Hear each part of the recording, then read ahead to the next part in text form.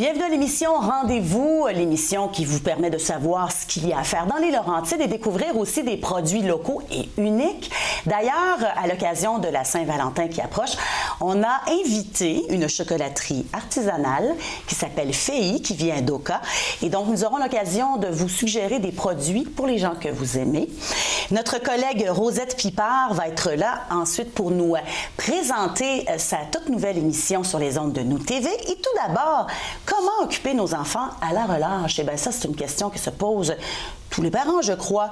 Et donc, nous avons avec nous Émilie Boulay du Club Nature Aventure des Laurentides et Émy Rudolph de la ville de Saint-Sauveur qui ont réponse à cette question. Bienvenue. Merci.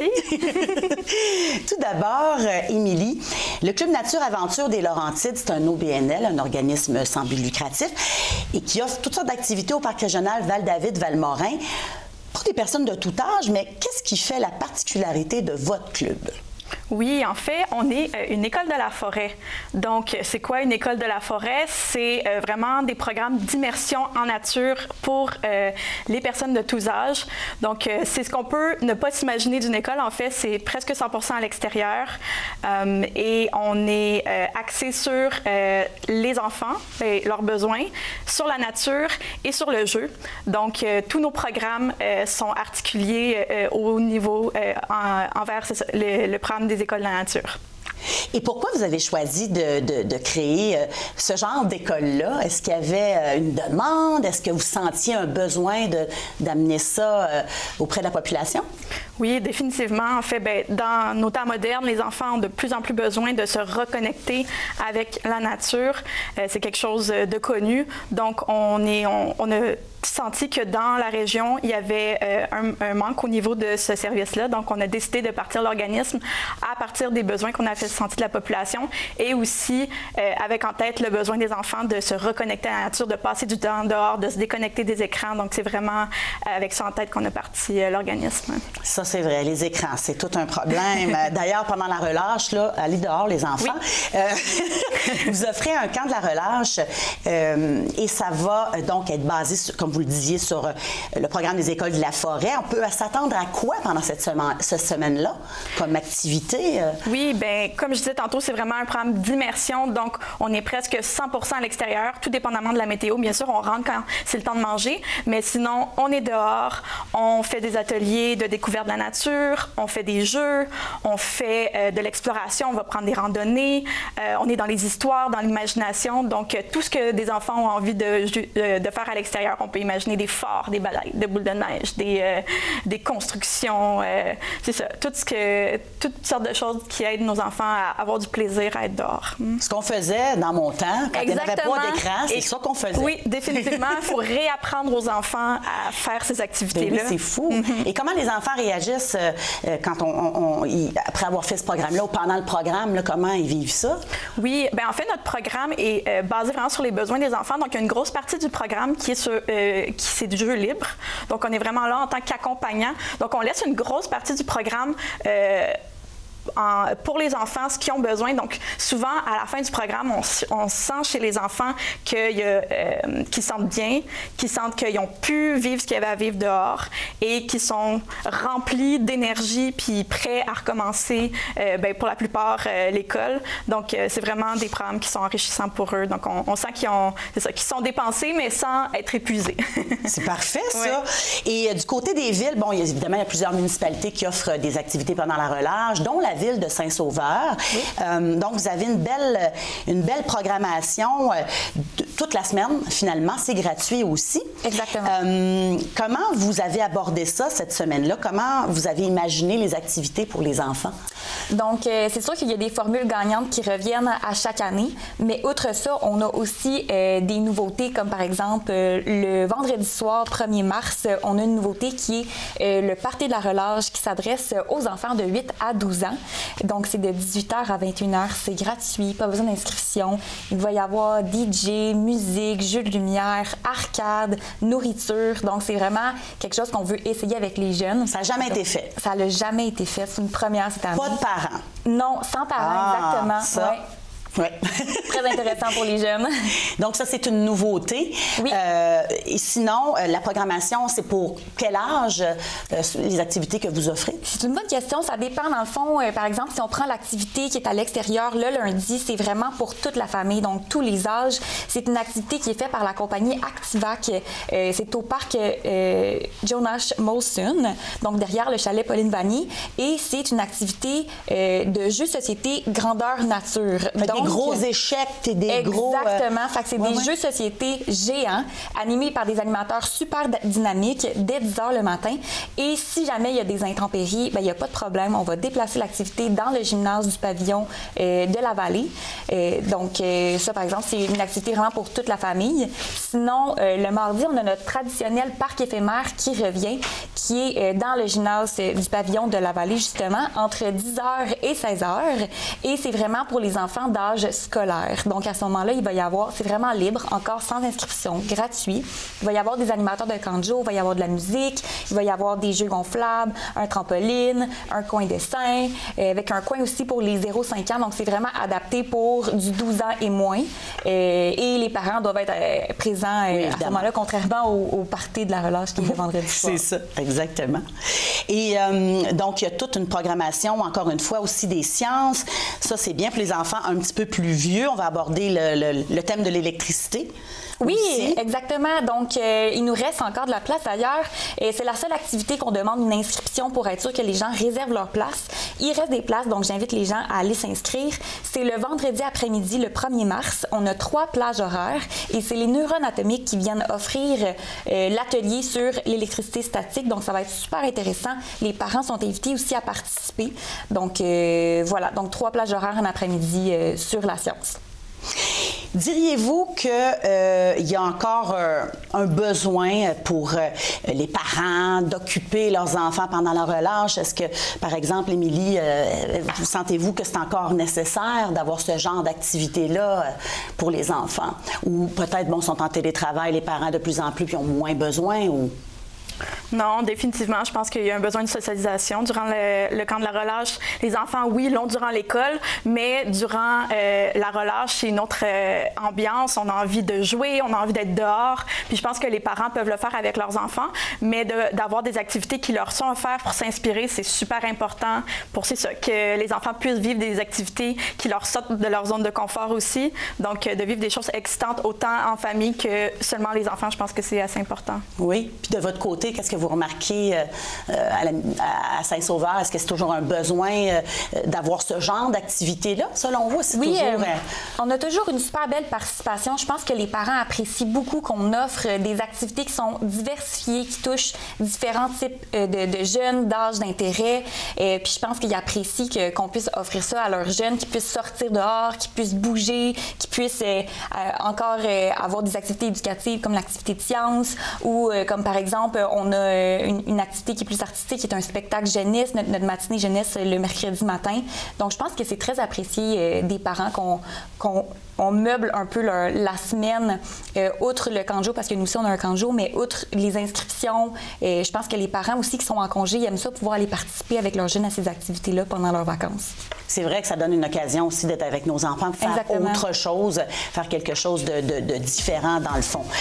Mais merci beaucoup d'être venu nous présenter ces idées-là. Ça va nous donner des idées pour occuper nos enfants pendant la relâche, faire quelque chose de différent. Donc, on vous souhaite beaucoup de succès de part et d'autre. Et nous, on va faire une petite pause et ensuite, on reçoit notre collègue Rosette Pipard qui vient nous parler de son nouveau concept d'émission sur les ondes de Nous TV Laurentides.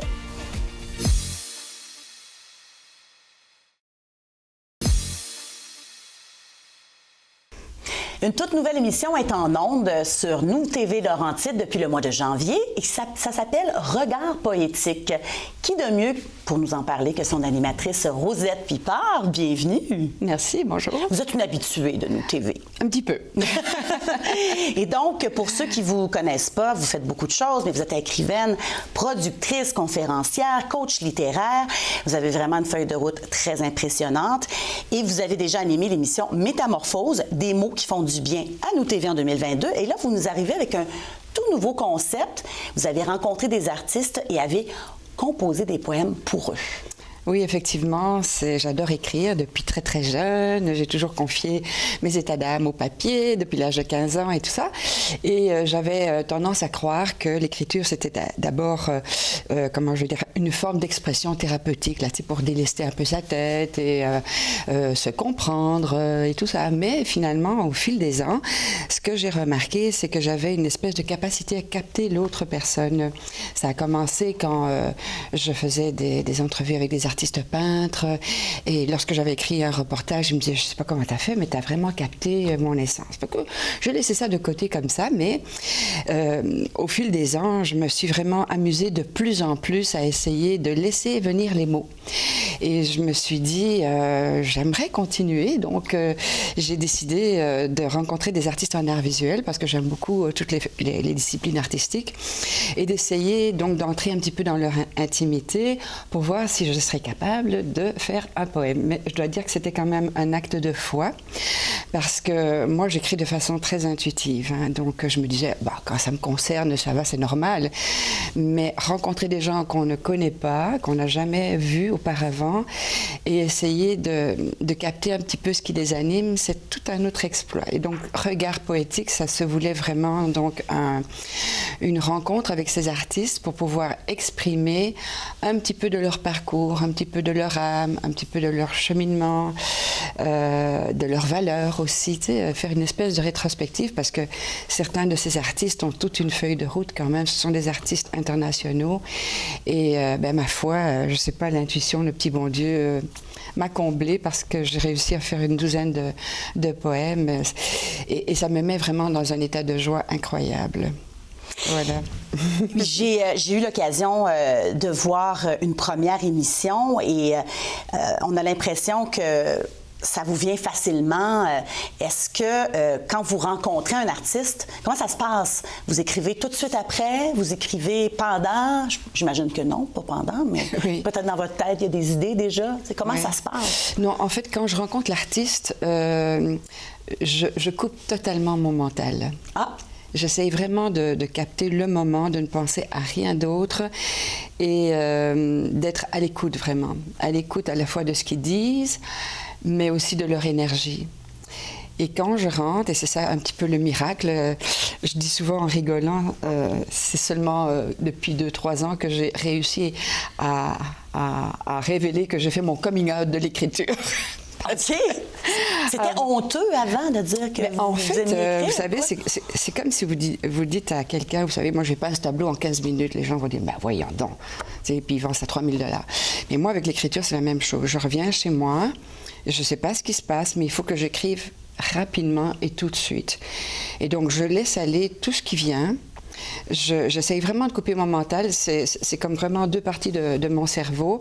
Or, moi, dans ma vie, j'ai fait beaucoup de planification, d'organisation et tout ça. Et là, je découvre un autre aspect qui est comme un bain de jouvence, qui est comme un... C'est incroyable.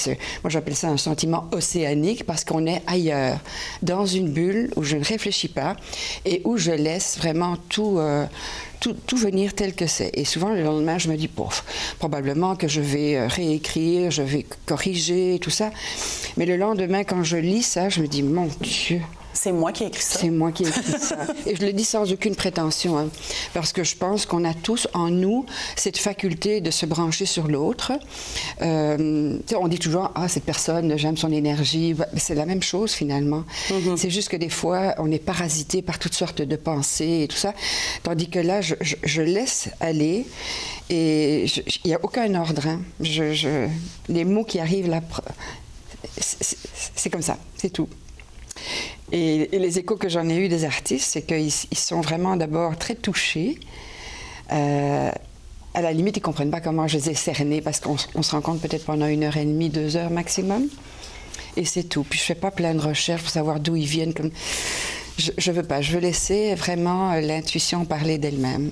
C'est magique. C'est magique, effectivement. Et oui. Comment c'est de faire de la télévision? Vous écrivez, vous êtes habitué d'écrire, mais de faire de la télévision avec des poèmes? Mais ça, c'est plus difficile. Oui, c'est ça. C'est plus nouveau pour vous, cette expérience-là. Oui, lire un poème en ondes, c'est toujours un peu plus difficile parce que, en fait, il faut vraiment essayer de se remettre dans l'énergie du moment. Et ça, c'est pas toujours évident. Hein. C'est sûr que les gens de théâtre font peut-être ça de façon un peu plus imagée, mais j'essaye, en tout cas, j'essaye de relire ça. Donc, en fait, comment ça s'est passé, c'est qu'on a vraiment enregistré tous les poèmes d'un coup. Et après ça, j'ai été dans l'atelier de chacun des artistes parce que là aussi, le fait d'aller dans l'atelier, on ressent tout de suite l'énergie qui est complètement différente. Et on se laisse imbiber par ça. Donc, je leur ai posé des questions. Donc, on a fait des petites entrevues. Et après ça, les réalisateurs ici ont fait un travail exceptionnel. Moi, je peux dire que c'est vraiment pas pour vous flatter, mais je trouve que Cogeco a fait un travail incroyable de montage. C'est une très, très, très belle émission parce qu'ils ont réussi à intégrer le poème, l'entrevue, l'artiste au travail. C'est ça, ça fait quelque chose de très animé et puis très vivant. Les artistes sont complètement enchantés, vraiment. Ça s'écoute très, très bien. En tout cas, bravo. Donc, vous vivez ça comme quelque chose de positif, votre expérience de bénévole à la télé, là. C'est quelque chose de... Tout à fait. Non, ça me donne beaucoup de joie de faire ça parce qu'en fait, outre le fait de rencontrer des gens qui m'ont toujours fasciné, moi, l'être humain, tu sais, c'est mon approche humaniste, intuitive, ça fait partie de ma démarche. Mais outre le fait de rencontrer des gens, ce qui est merveilleux, c'est que, tu sais, tout le monde ne va pas dans une librairie acheter un recueil de poésie, hein, ou tout le monde ne va pas acheter une œuvre d'art. Tandis qu'ici, ça permet de rendre l'art vivant. Et on fait une alliance, tu sais, entre la sculpture, l'objet, la céramique et le mot. Et moi, je me dis, il faut décloisonner un petit peu l'art et le rendre accessible à tout le monde. De cette façon, les gens pourront entendre un poème sans devoir aller acheter toute une encyclopédie et un recueil de poésie. C'est une façon différente d'amener l'art dans notre quotidien. Voilà. Et vous les avez choisis comment, vos invités? Parce qu'il y en a beaucoup d'artistes dans les Laurentides. Là. Comment vous avez arrêté votre choix? Oui, mais il y avait une douzaine. On a arrêté le choix sur une douzaine d'artistes, en fait. Je pourrais peut-être les nommer. Si j'ai le temps, je ne sais pas. On a-tu le temps? Oui, c'est très court. Mais j'ai fait appel aussi à Jeanne Martel, qui est commissaire à la place des citoyens pour les expositions. Donc moi, j'en connaissais quelques-uns parce que j'étais agent d'artiste dans une autre vie. Et avec elle, elle m'a suggéré des personnes qui sont donc des artistes qu'on ne connaît pas toujours. Hein. On va dans un parc, on voit une belle sculpture, mais on ne sait pas vraiment qui a fait ça, c'était quoi la thématique et tout ça. Tandis que là, c'est expliqué. Et c'est une occasion de mieux connaître les artistes. Voilà, c'est ça. Bravo pour votre projet. Donc, c'est diffusé... La première diffusion a lieu quel jour? Oui, l'horaire exact. Je sais qu'il y a beaucoup de diffusions tous les jours, mais je ne connais pas exactement tous les horaires. C'est sur Nous TV. Mais c'est sur Nous TV. Si on va sur le site, l'horaire est affiché. Et donc, l'émission s'appelle Regard poétique. Je sais qu'il y en a à peu près tous les jours, là, le lundi, le mardi, le mercredi. À toutes les heures, c'est vraiment assez accessible. Merci beaucoup d'être venu nous parler de ce beau projet-là. Félicitations. Et on vous souhaite beaucoup de succès pour cette nouvelle émission. Merci beaucoup. Merci. On fait une pause. Au retour, des délicieux chocolats qu'on vous présente de la chocolaterie artisanale Feilly.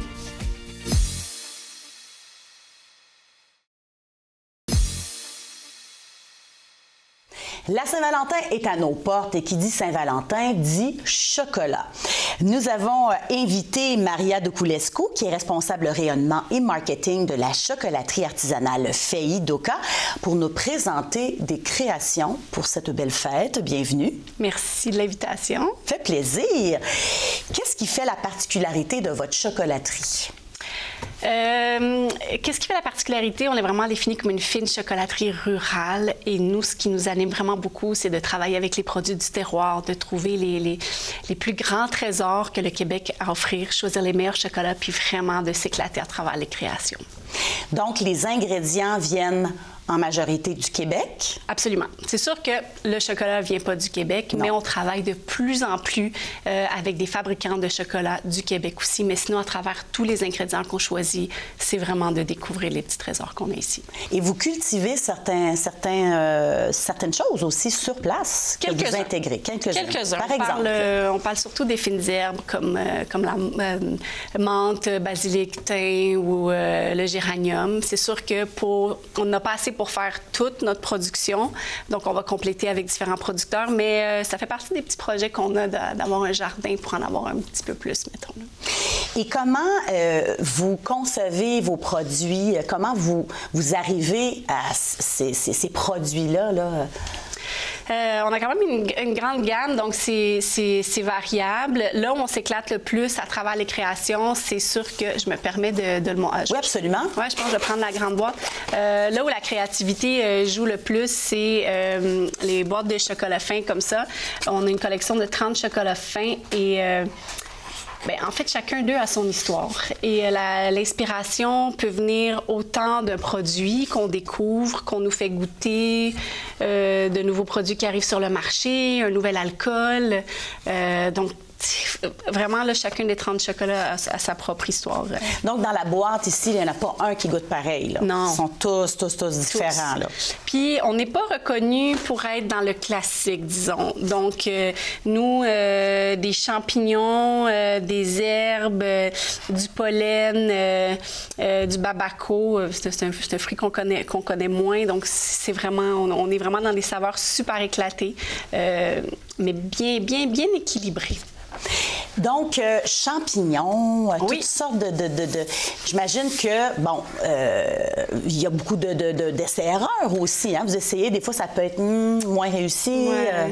Ouais. Bien, ça, c'est un bon exemple. Le champignon, justement, tantôt, tu me demandais comment on le crée. Bien, c'est le producteur de shiitake qui était venu voir Mathilde avec sa poudre de shiitake, puis il a dit, tiens, je dis, j'aimerais ça que tu essaies quelque chose avec ça un jour. Puis, OK, les champignons et tout. Puis, quand on allait faire notre voyage en Gaspésie, on va à la SAQ chercher une bouteille de vin, on tombe sur le gin Radun à base de champignons. Et c'est là qu'elle s'est dit, c'est ça que je vais faire. Donc, déjà là, ça a été la base de la création. Et il y a eu quelques essais-erreurs pour celui-là, parce que le premier qu'elle avait fait était... costaud en champignons. Peut-être ça laissait trop le goût du champignon, donc d'arriver à trouver le parfait équilibre. Je pense qu'elle a fait 3 ou 4 tests avant d'arriver à un équilibre vraiment parfait où là, et le chocolat, et le gin, et le champignon ont comme une place parfaite. C'est vrai qu'on ne s'attend pas à ça. Moi, c'est pas quelque chose que j'aurais imaginé, un chocolat aux champignons ou encore à d'autres... Comme dans les fines herbes aussi, vous intégrez les fines herbes dans le chocolat. Absolument. Mais ça ressort pas trop, là. Juste assez. Juste assez. Juste assez. Moi, j'aime souvent dire, entre autres, le chocolat à la menthe qu'on fait. On fait un chocolat thé vert matcha et menthe fraîche. Moi, dans la vie, j'aime pas les chocolats à la menthe, je vais l'admettre, mais je me suis réconciliée avec celui-là parce que ça remplit sa promesse et ça goûte. Tu sais, quand tu fais ça dans une talle de menthe, là, et ça sent, là, bien, c'est ce qu'on vit quand on mange ce chocolat-là. On a l'impression qu'on est dans la fraîcheur des ingrédients. Même chose pour on a un chocolat au thym citronné ou celui qui est qui fait le plus l'unanimité, je dirais, c'est celui à la fraise et basilic. Donc, ça goûte exactement ce que ça doit goûter parce que c'est vraiment une infusion de basilic. C'est vraiment une pâte de fraise du Québec qu'on fait. Alors, les goûts sont super bien balancés. Et pour la Saint-Valentin, qu'est-ce que vous nous proposez comme cadeau pour les gens qu'on aime? Oui. Donc, on avait un petit ensemble ici qu'on avait fait. C'est sûr que les bouchées de chocolat fin dont je vous parle, on ne peut pas faire autrement pour la Saint-Valentin. On ne peut pas passer à côté. Vraiment. C'est vraiment... Donc, les boîtes de chocolat fin, ça en fait partie. On a une boîte édition spéciale aux alcools d'ici. Donc, on a travaillé avec la distillerie de la Côte-des-Saints qu'on a mise en vente. À Mirabel, exactement, exactement. Donc, on a mis de l'avant le whisky, le gin et le nuage de menthe. Pouvez nous les montrer? Avec plaisir. Oui. Et voilà, donc c'est vraiment... Il y a même des petits cœurs dessus. Oui, c'est ça, les décors sont en cœur avec le petit guide ici. Une édition spéciale qui a connu, ma foi, vraiment un grand succès. Donc, on peut dire que pour nous, en boutique, c'est épuisé cette année, mais on peut encore les retrouver à travers nos réseau de distribution. Oui, c'est ça. Je peux pas dire qui a quoi dans les points de vente. Il faut vraiment communiquer avec eux, mais c'est encore disponible dans les points de vente. Donc, vraiment quelque chose qui a été super apprécié. La collection, je les ai mis comme ça, de Suçon, on en a 3 variétés. Lui, ce qui est super intéressant, c'est un chocolat fabriqué au Québec, justement. Ah oui! Donc, c'est un chocolat blanc, betterave et canneberge. Donc, wow. D'où la couleur rouge un peu, là. Exactement. Ouais. Donc, c'est vraiment naturellement coloré. Puis autant pour les enfants, famille, que pour l'être qu'on aime. Et notre collection de biscuits bonheur, qu'on appelle. C'est des biscuits au gingembre frais avec un caramel à la framboise enrobé de chocolat noir. Donc, ça, c'est vraiment spécial Saint-Valentin qu'on avait fait cette année. Donc ça, c'est vraiment la section Saint-Valentin. Oui. Sinon, dans les autres produits qu'on retrouve en tout temps, oui. Présentez-nous. On va commencer par le chocolat avec du rouge dessus. Ça, c'est les dernières tablettes qu'on a faites à la chocolaterie. Encore une fois, on veut de plus en plus s'enligner vers des produits d'ici. Donc, on a, je ne sais plus si j'ai les deux. Je vais juste me permettre de changer. Donc, les 2 chocolats qu'on voit ici, c'est notre dernière collection de la fève au terroir qu'on appelle. Donc, nous, on n'est pas un fabricant de chocolat, donc on ne travaille pas de la fève à la tablette. Mais on va chercher le meilleur de tout, comme je vous disais tantôt. Et ici, on se retrouve avec 2 chocolats fabriqués au Québec par Chaleur B Chocolat, avec des petits fruits aussi lyophilisés, donc qui gardent vraiment toutes leurs propriétés. On a le duo de framboises rouge et jaune, et puis on a les camerises ici, qui sont faites par la ferme Bordelais à Lavaltrie. Donc, tu sais, vraiment, là, on veut vraiment faire voyager nos clients à travers nos créations. Et l'enveloppe qui est juste à côté, ben, je dis c'est une enveloppe, là, mais enfin, oui. C'est nos collections des gourmandes qu'on appelle. Donc, c'est vraiment des tablettes de plus petits formats avec ça aussi, encore une fois, des chocolats un peu plus particuliers. Chocolat blond et crème café, chocolat aux noisettes et grué de cacao. Donc, ça amène un petit croustillant en bouche. Chocolat blond. Qu'est-ce que le chocolat blond? Moi, j'ai jamais entendu parler de ça. Chocolat blond, c'est un chocolat blanc dont le lait est comme caramélisé. C'est très dulce de leche comme goût en bouche. Puis avec... ça, c'est le café de Mocassin Joe. C'est un torréfacteur artisanal qui est à Kanesatake, à côté de chez nous, avec qui on travaille depuis très longtemps, pour lequel on fait aussi une de nos bouchées d'ailleurs. Donc, vraiment, ça fait comme un petit côté sucré, mais croustillant, avec la petite amertume du café. L'équilibre est vraiment... Je l'imagine tellement bien. Oui, je pense qu'on pourra peut-être le goûter après. C'est vraiment... mon Dieu, le temps file. En terminant, les petites boîtes, là, je voulais qu'on regarde c'est quoi qui se trouve là-dedans. Des petites boules? Oui, donc ça, c'est les bombes à chocolat chaud qu'on fait depuis le tout début de la chocolaterie. Je vais ouvrir la boîte comme ça. On a 3 saveurs, donc chocolat au lait et guimauve maison, chocolat noir guimauve maison et chocolat noir aux épices. Donc, on fait simplement déposer une bombe dans une tasse de lait chaud, un lait régulier ou végétal, on mélange puis on déguste comme ça. Merci beaucoup d'être passé nous voir. Mes yeux sont comblés. Je suis certaine que nos papilles aussi vont l'être quand on va goûter à vos bons chocolats. Bien, merci beaucoup. Ça a été un plaisir d'être avec vous. Merci, ça m'a fait plaisir moi aussi de vous recevoir. C'est ce qui termine l'émission. On vous envoie beaucoup d'amour avec cette Saint-Valentin et on vous retrouve la semaine prochaine.